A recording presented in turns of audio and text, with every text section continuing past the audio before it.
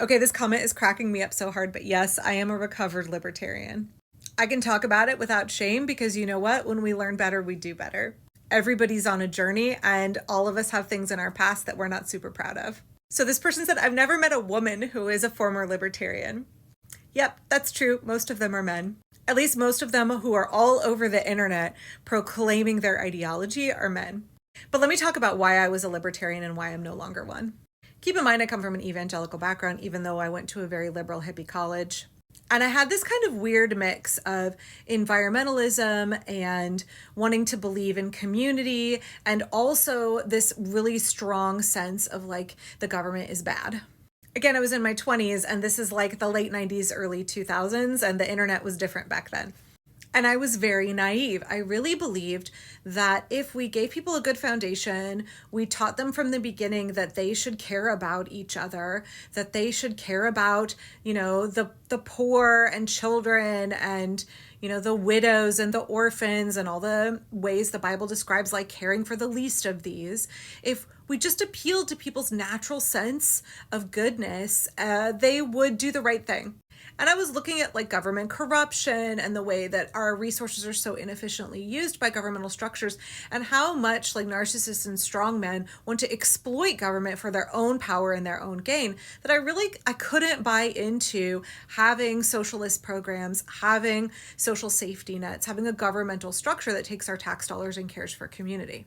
And don't get me wrong, I still believe that the government takes our tax dollars and uses them for harm, to fund the war machine, and to benefit corporations over people and communities. But I also no longer believe that if we just left folks up to their own devices and we had less government, that we would care for each other. And I think my experience in the church is what really, really solidified that for me. Watching the way that people cared much more about aesthetics, watched the way that especially men in the church used it much like they use the government as a way to consolidate power and influence and control. Realizing that like Christian charity wasn't actually about loving other people and creating sustainable communities where people have an improved quality of life.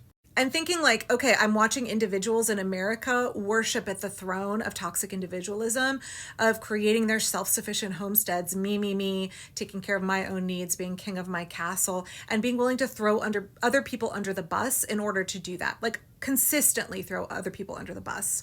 And getting so disheartened with the fact that churches actually didn't care about taking care of the least of these and didn't care about improving our livability and our quality of life.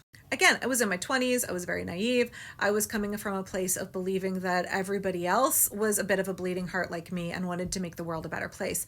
And realizing that actually what is the pervasive ideology is toxic individualism really led me away from libertarianism and toward mutual aid, toward leftism. So no, I still don't believe that the government will save us. I'm not a liberal. I believe our taxes are being used to fund a genocide. Our taxes are being used to prop up corporations that destroy the planet and exploit us and reduce our quality of life every single fucking day. But I also no longer believe in libertarian ideology. I definitely don't believe the free market is going to get us to a place of higher quality of life. I don't think capitalism is going to save us. I don't think libertarianism is going to create community, is going to create accountability, and going to create resilient ways of living. I am still a hopeless idealist, however, and I believe that we can care for each other and we can create sustainable communities and also care for the planet and heal it at the same time that we heal our relationships with each other. We have the skills, we have the technology, we have the ability for all of us to have a high quality of life and to have resilience and to have sustainability. But suckling at the teat of capitalism, worshiping at the altar of toxic individualism is not how we get there.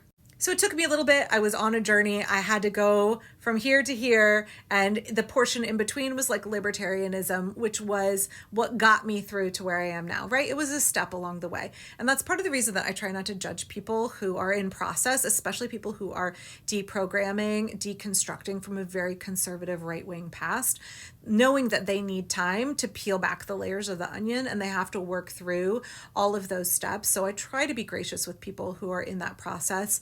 Because you know what? I've been there. I totally understand that we cannot work through everything in a day and our brains can only process so much at once, and that everybody is on a journey. And hopefully when we learn to do better, that we will create those sustainable systems. But we have to learn in the first place. We have to have the scales come off our eyes in the first place.